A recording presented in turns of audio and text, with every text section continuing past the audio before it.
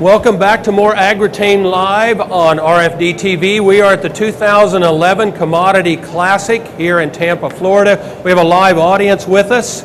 We have Dr. Greg Benford. Gosh, you'd think I could read it like 5 seconds beforehand. Benford, Dr. Greg Schwab, and John Hassel with AGROTAIN International. We're going to go to the audience now and take questions from them. I think we're ready back here, and we'll ask you to give your name and where you're from. Hi, my name is Casey Vandenberg from Ontario, Canada, actually. Just a question, the product applied at your dealership you mentioned, is it sticky? Like, does it flow through your fertilizer spreader easily? Is there any binding problems?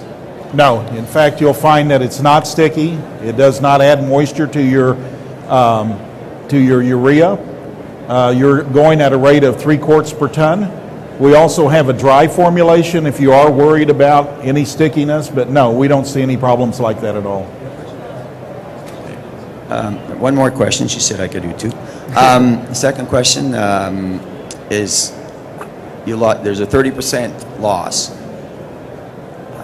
What percent loss is there with the AGROTAIN? There has to be some loss, I believe. With AGROTAIN, probably in that 14 to 16 days, you're going to see upwards of 5 to 8% loss. So when you compare 30% to 5 to 8%, you know, it's really a no-brainer.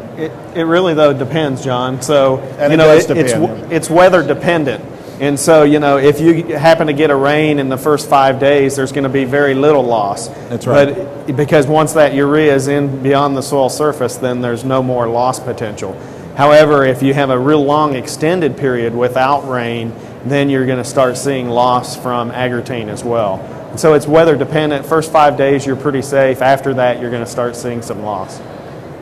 Just to add to that too, I think it depends somewhat on the temperature, because if you're coming in and actually side dressing urea on corn, which we've got some guys that are doing, some of the work that we've done in Delaware has shown that you can get significant losses within 5 days if it's really warm out, because you've got really high temperatures, 90 degrees, lots of humidity, and that prill breaks, with that humidity, a dew in the morning breaks that prill down, and I think you can get some significant losses with real high temperatures in just a few days.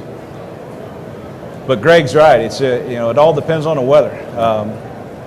That's one of the things you always have to keep in mind about the product. I had a gentleman ask me last year at a winter meeting. He had an opportunity. He didn't typically use urea, but he had an opportunity to get some urea. He was going to put it onto a crop. It was actually a vegetable crop in the summer.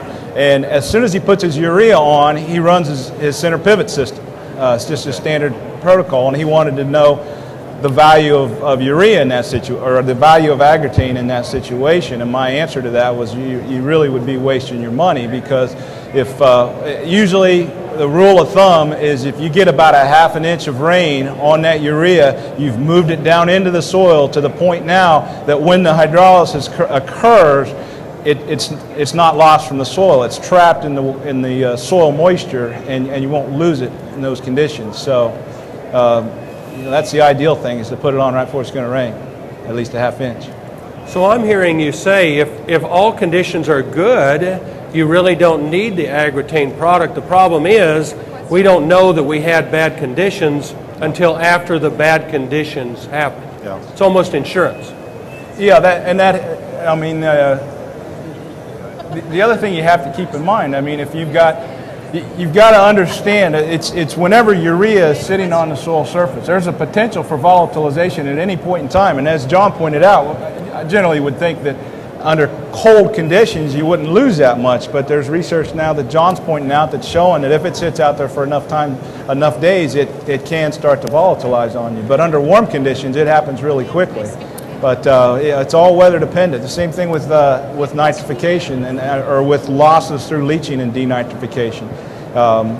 If you don't have conditions for loss, if you don't have excessive moisture, you're not going to lose it that way. But the problem is you can't predict that. I mean, yeah. if you could predict that, you probably wouldn't have to farm, because you could probably find a much better way to make money. I'd like to add to this too, this discussion. I think that, you know, I don't know how many of you watch your weather channel and look at that prediction of rain coming, but it doesn't always come when they say it's going to. And so if you say, oh, I can put my urea down or my fertilizer down because I'm going to be protected, the weatherman said it's going to rain. If you only got 1/10 of an inch, you have started that hydrolysis of that urea and you have started on your way to loss. So you really, really need to think about that too. If you're putting your urea. And along with that, one of the huge advantages of urea is that you can get over a lot of acres in a short period of time. I mean, like when you see that sort of forecast, except all of a sudden, I got over a lot of acres and I only got 1/10 of an inch. Yep. Now I'm in big trouble.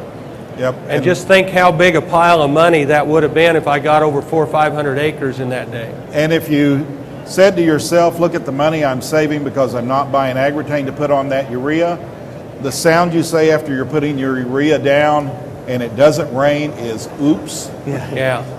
Well, and everybody out here can relate to this, and the size of the knot in your stomach is worth something That's in right. itself.